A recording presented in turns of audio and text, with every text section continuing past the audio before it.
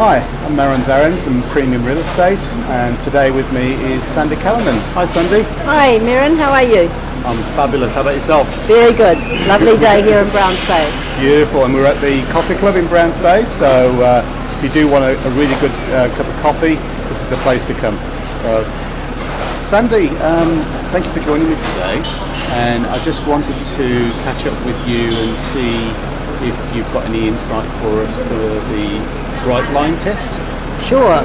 So as everybody probably knows, at the moment we have a bright line test, which basically means if you are not living in the property, namely it's an investment property, you're going to have to pay capital gains on that property if you sell it within 2 years. That's the current law at the moment.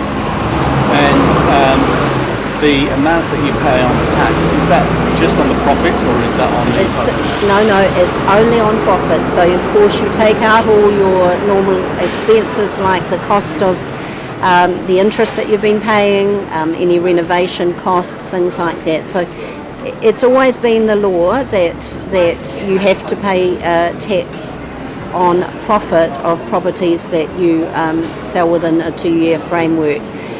But that came into force in 2015, as you know, and at the moment the present government are looking at changing that.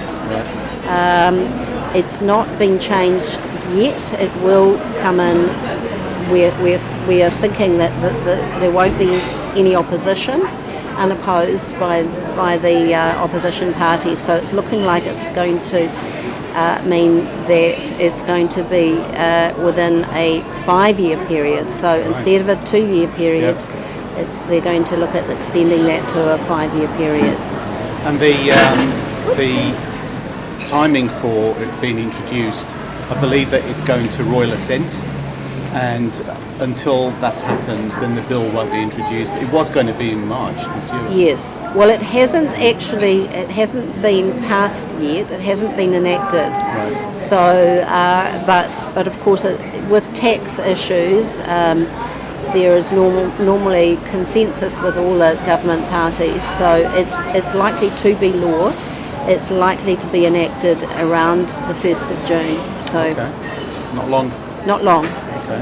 So what does that mean for people that are living in a house and looking to sell it, and it's not an investment? They won't have to pay. They won't. So it doesn't apply if it's your principal home and you've been residing in that home. So I think there's a lot of misinformation out there actually, Maron, that people are starting to panic. So I think it's a good time to reevaluate if you own more than one property, especially if it's an investment property, and you are thinking of selling it. If it's just over the 2-year period, then you're probably better to start listing that property now. You won't be caught probably until, as I say, 1st of June. So there's no law at the moment that says you can't.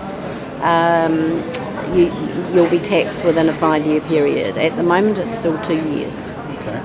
So, from the point of view of somebody having an investment outside of the country, it won't affect them, will it? You mean if they want to sell it, or? So if they've, say, bought a property on the Gold Coast or Surfers Paradise, it's not going to affect them. It only affects people that are buying and selling within New Zealand. It's New Zealand law. So, for example, your example in Queensland, that would fall to be decided in accordance with the law of Queensland. Right. And to be fair, from the little I do know about Australian law, I think you'll find that they have a similar system. Okay. So people would probably know that they have to hold it for a certain amount of time over there as well. Okay. So if anybody's unsure about their situation or they want further advice, they can contact you? Absolutely. Okay. All right. So Sandy is actually based in Browns Bay, but she covers a big, wide area, and she's got over 30 years of experience in law. So by all means, she's always willing to discuss any matters with you. Very welcome to do that. Okay. That's great. Thank you, Sandy. Thank you.